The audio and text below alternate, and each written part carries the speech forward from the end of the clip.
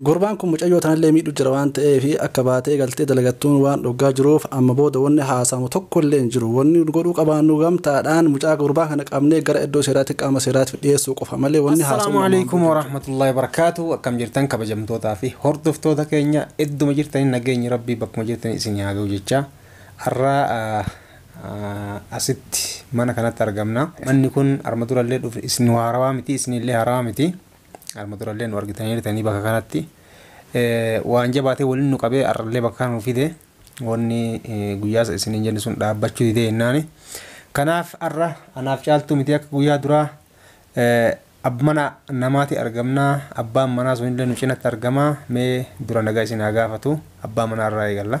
Assalaamu alaykum wa rahmatullahi wa barakatuh. Hordoftoota kabajamtoota yenna hundaanuyyuu baga guyyaadhaatiin geette isiniin jedha.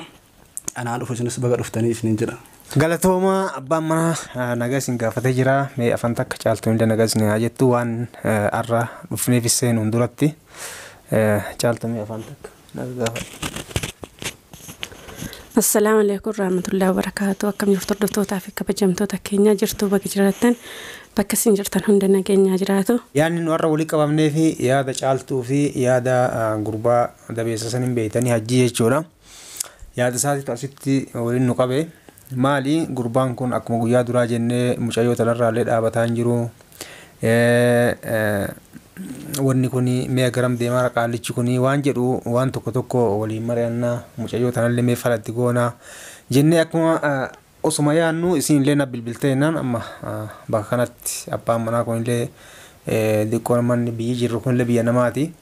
Biyya namaa kanatti illee mana namaatti illee yoo nama reebaa jedhan nama jalallee wanna jedhaa jedhan namni kun rakkataa hin cinqamaa yaaddaa waan saniif xiqqoo isinillee mee kootu marii goonaa jennaa amma mana kanatti argamnee dhufeeraan illee kanumatti aansuun yaadni jiru maal isinif fakkaata.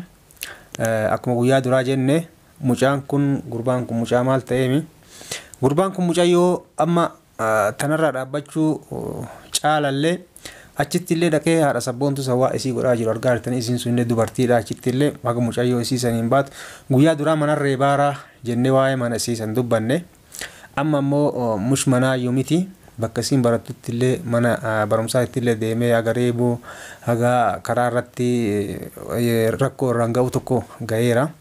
Kanuma kanaan mee abbaa manaa kanaanis wal qabsiifnee yaada manni kun illee mana namaati.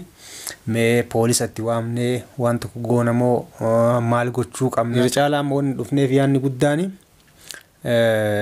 ishiin tun caaltuun tuni hiriyaa jaartii isaati jechuudha. Hiriyaa jaartii isaati.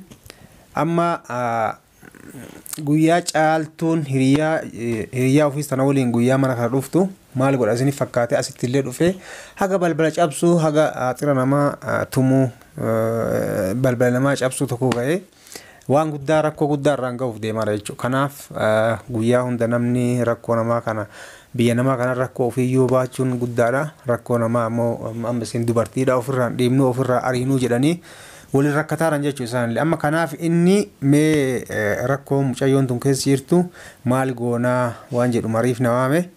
Marii kana ammoo nu amma waan jennee waliin amma waan tokko dubbachaa jirutti gurbaa kana mee maal goonaa akkamitti qabnee yookaan dandeenyeetu qabnee yookaan poolisiif kenninaa waan jedhu marii waan akkasisaniif wal geenne.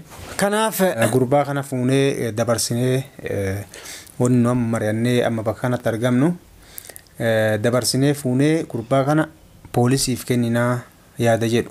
Ammas amma san qofallee osoo hin taane akkuma guyyaa duraa shakkii guyyaa duraa san mee hin yaadatta haasawa arma duraa keessa hin yaadatta yoo ta'e gurbaan kun yookaan wanni mucayyoo tana waggaa tokko akkas ga'ee haga xiqqoo boqannaa arganne dubartii fiduu kanarra as deebi'ee amma ammoo wanni mucayyoo tana jidduun ariisaa mana ari'ee kaan godhee garana deebisee wanni mirqaanaaruuf yookaan waa argachuu ooluu waan jedhu yaa haasofne guyyaa san akkuma isin viidiyoo amma inni gadhiisaa kanarra argitan fuudhee jira gurbaan kun meeshaa inni irra fuudhe manni irra fuudhe meeshaan akka jiru mana keessa ka kushiinaa ka mana ka bakka mana shintibeetii ka bakka wanni uffataan meeshaan gassaara hundisaa waan mucayyoon dura ifaajii akkasii dalagatti irra fuudhe.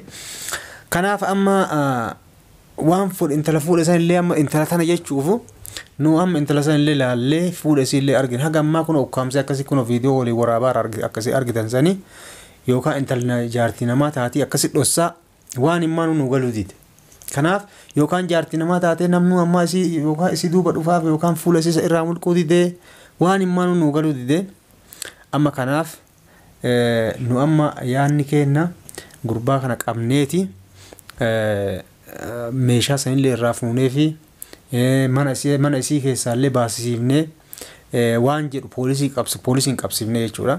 Kanaaf amma yaanni keenya guddaan isa kana dabarsinee poolisiif kennee mucayyoo tana ammoo meeshaa isaa isii irraa fuunee fi mana isiitti deebisu. Haalli mana isiitti ta'e kun waan kana fakkaata. Amma moo xiqqoo mee caaltuun haga manni ammaaf jirtu mana haadha sabboontuuti.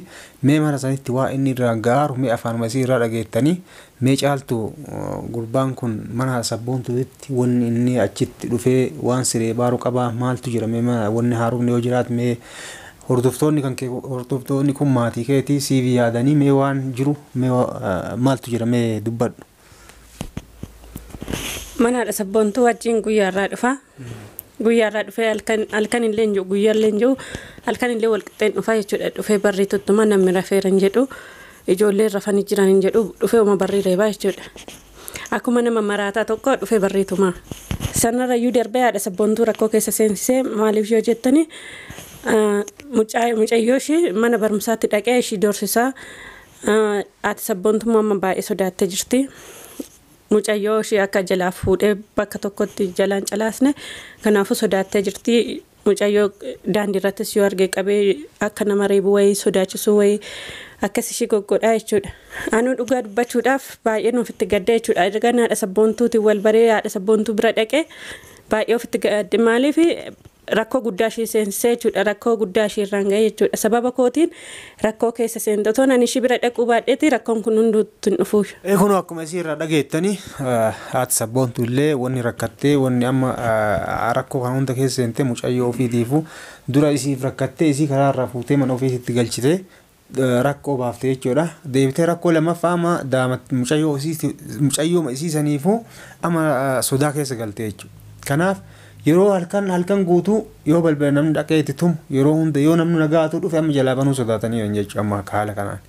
Kanaaf isinmee rabbuma kadhadhaa fi nullee waan jiru isaa waliin mari'annee abbaa manaa waliin mari'annee yoo rabbi jedhe akka poolisiif kenninu abdii qabnaa yoo argine jenne bakka argametti hin dhiifnu. Akkasii nu qophiidhaa bakka arginetti qabnee poolisii dabarsinee kennuudhaaf mee kanarratti mee caaltu yaanni kan kee walumaa galatti wanni ati sarraa barbaaddu mee haala tammaan yaanni kan kee ka walii galamee maali? Ani wanti ni sarraa barbaadu wanti tokko hin jiru. Ani garuu meeshaa koo qofa barbaada jechuudha. Meeshaa koo qofa mana keessaa baafadhee mana illee akka barbaade haa godhu meeshaa koo qofa barbaada. Arra meeshaa koo qofa barbaada jettaa booda yoo akka tasaa rakkoo wayii irra ga'e arma durallee waa meeqa waliin taatee waa meeqa si godhee waa meeqa si miidhee garaa laaftee fi itti deebite. Haga namni biraatu garaa laafee fi ittiin deebine haga namni ofirra garagaleetu isaan millanne ati deebitee meeshaa namni ati dura irra galee jedhe kaayirratellee guuttee waliin jiraachaa jirtama. Wayii rakkoo wayii osoo isarra ga'e booda deebee ga'ee jedhe wayii mee maaltu si dhaga'ama rakkoo rifattuu fi maal atiin kun wayii gaabbitaa booda deebitee atummaan tunu. Laani wanti gaabbuun jiru wanti tokko yoo wanti gaabbuun jiru wanti naarsuun jiru. Akka garaa keetii waan dhaa godhu garuu ati fayyaalummaan kan kee osoo nama akka keetiiti waan isi qabee silaa baay'ee bareedaadha. Akkasin dhageettan kana yaanni ishiillee yaanni kennallee kana fakkaatame gara akiraatitti dubbii kenna findee jirra. Abbaan manaa waan jedhu qabaate afaan takkatti haa dubbatu. Tole galatooma isinis baay'ee isaa yaada kanaaf yaadaa turtanii anama booda waan dubbannu qabu sababa isaaniitiif dalagaa kenna dhabuullee barbaadu waan ta'eef arra booda gara mana kiyyaallee akkan dhufne akka achuma irraa dhaabatan gurbaan kun mucayyoo tanallee miidhu jira waan ta'eef akka baatee galtee dalagattuun waan dhoggaa jiruuf amma booda wanni haasamu tokkollee hin jiru wanni godhuu qabaannu gamtaadhaan mucaa gurbaa kana qabnee gara iddoo seeraatti qaama seeraatti dhiyeessuu qofa malee wanni haasawu ammaan booda hin jiru. Abbaan manaa ka amma isiin yeroo tokko jaartii isaa bira dhufte hiriyaadha isiniin jenne isa kana haati sabboontuu illee galatoomtu asumaan ulfaadhu jennaani rakkoo baay'ee baattee mucayyoo tan ofi qabdee akka haadhaatitti waliin akka mucayyoo fi waliin haadha taatee fi ofi qabdee jiraachisaarti. Kanaaf yoo rabbi jedhe jabaannee garana deebinee karaa inni nun beeyne tokkoon qabnee akka seera dhiyeessuun abdii qaba. Yaanni keenya karraa kana fakkaataa viidiyoo biraatiin hanga walitti deebinutti